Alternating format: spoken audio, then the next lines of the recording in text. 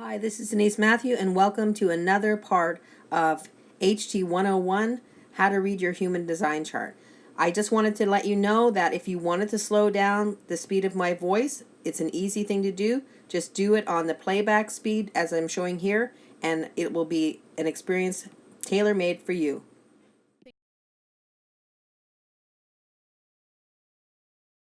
So the energy of the root center is the second pressure center. We talked about the first pressure center being the head center, and this is the other pressure center, which is the root center. So it kind of makes sense. So we have the top of the body graph and the bottom of the body graph, and they're both pressure centers because there's pressure to figure things out with the head, and there's pressure to do with the root. So the energy of the root center is all about adrenalin energy. It's where it's produced. Everything that comes with a root center is all about a pulse energy. So when you have a defined root, you have a pulse. And what that means is that you have a time when it's almost like a switch is flicked on, when the pulse is on, and when the pulse is off, the switch flicks off. So somebody with a defined root may have more difficulty trying to push themselves through something. So in other words, if they have a project that they have to finish, but their pulse has been shut off, or it's just not on at that particular time, it can be really hard to get that project finished. So that's the thing about the pulse energy and the defined root.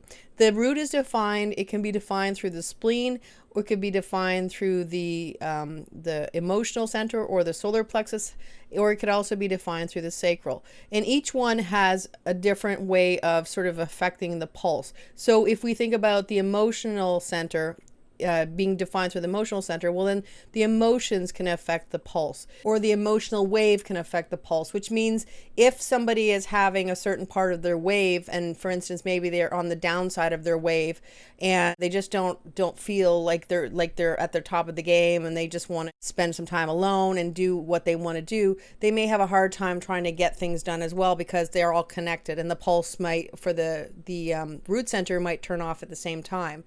Now, when we're talking about the 53, 60, and the 52, the one coming from the sacral, those are all considered what's called format energy. So their format energy is always something that they say it affects all the energy of the body graph. It's way down in the root center, but it does affect the energy of the body graph. And it's not just these three gates, it would be the whole channel. So if you have the 53, 42, the 63, or the 52, 9, all of these energies are going to affect the whole body graph, in that they are format energy. They have a lot of, for instance, the 42, 53 is all about cycles. The 360 is all about bringing mutative energy into the world.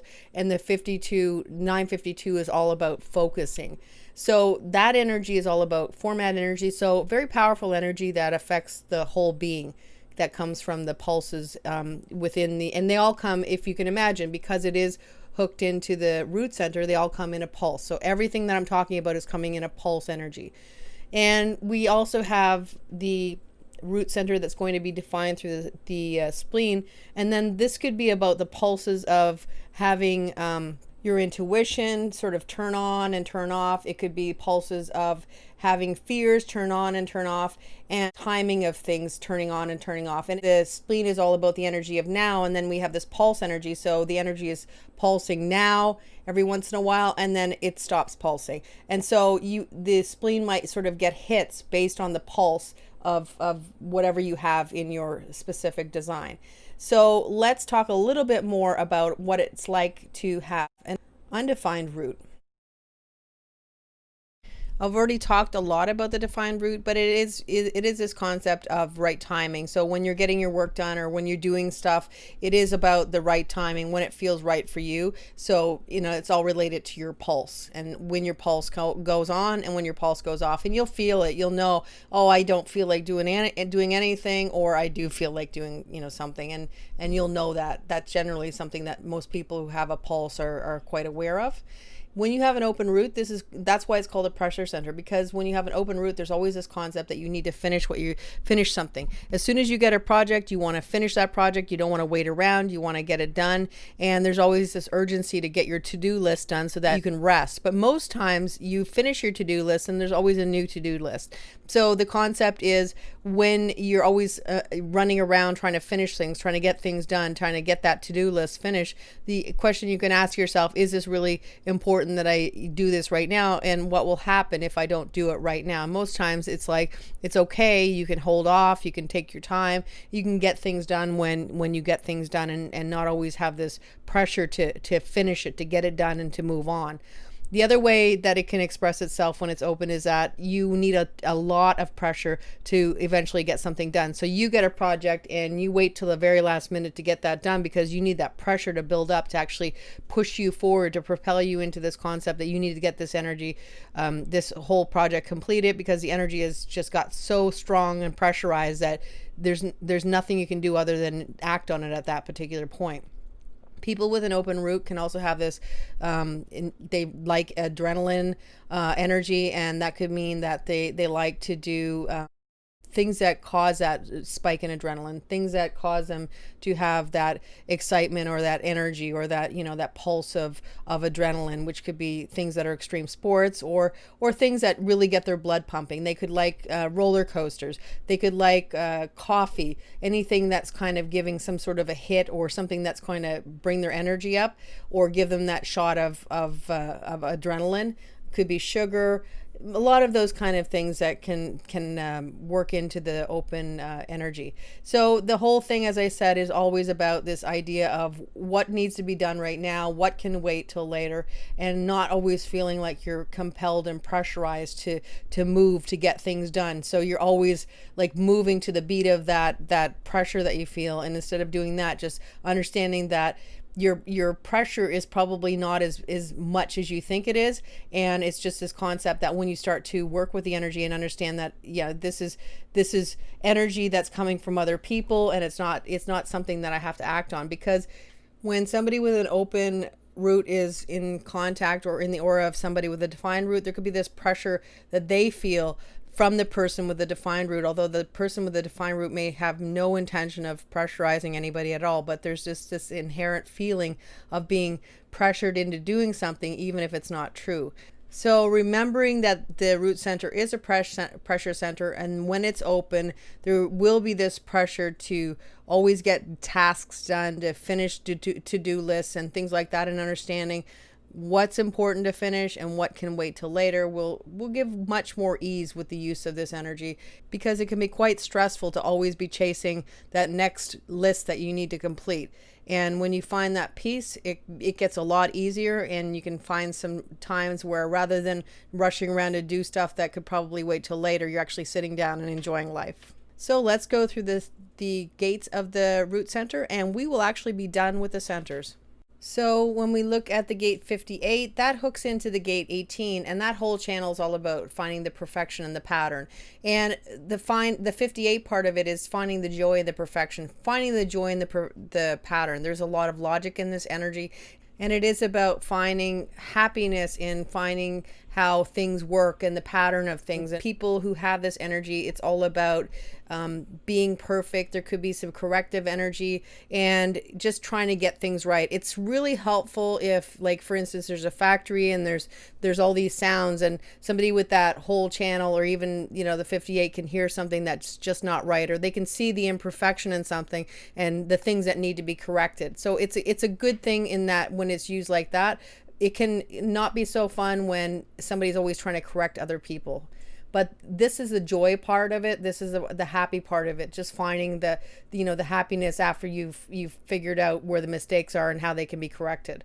The gate 38 is all about the good fight. It's hooked into the gate 28. The gate 28 is a struggle, but finding out what the good fight in life is, what's worth fighting for, and what's better left to just left on its own. And using this energy in the shadow side, it could be fighting all the things and fighting everybody to your detriment.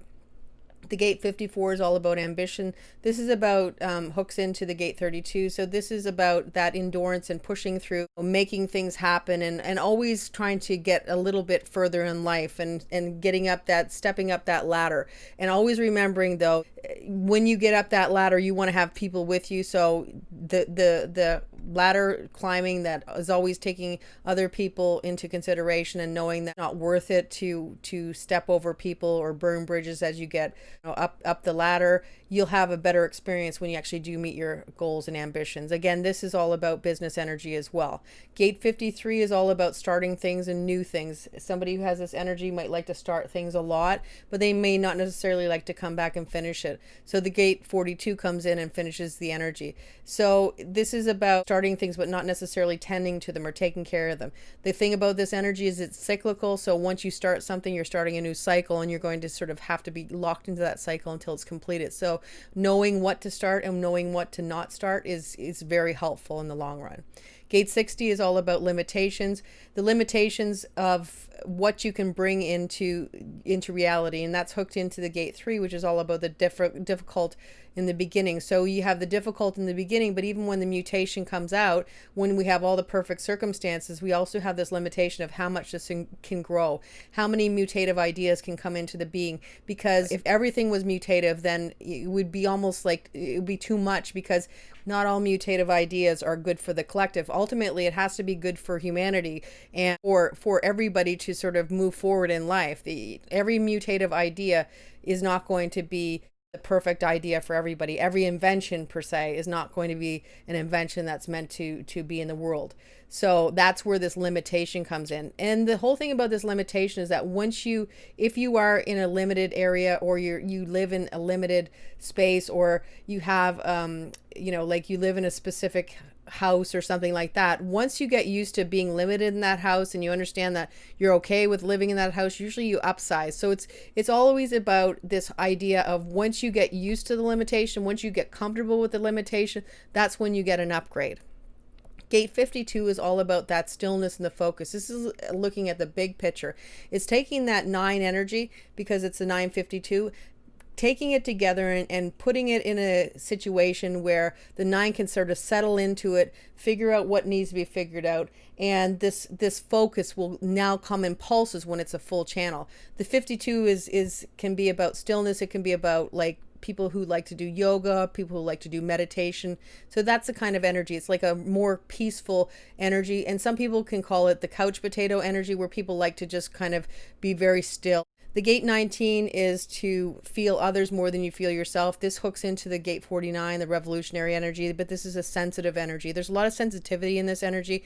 People who have this energy are usually stepping into the auras of other people a lot. They can be very tactile. They love to be around people, to hold hands, to just be around people. There is a deep amount of sensitivity in this energy, and people who carry this energy are sensitive to criticism. They're sensitive to being with other people who don't appreciate their energy. And it's all about remembering your own energy when you have the gate 19, and understand you're just as important as a person that you're in relationship with, because sometimes they can get lost in the other person so much that they forget about their own needs and their own identity. The gate 39 is the provocation that comes with knowing that we are being taken care of by something that's bigger than us. We are being taken care of. This whole concept of the gate 55. If we believe in something bigger than ourselves, we'll be taken care of, and the path will be shown to us. It can be all about provoking. It could be all about poking people, and it could all be just about being the clown or the person who likes to just provoke people just because it feels fun.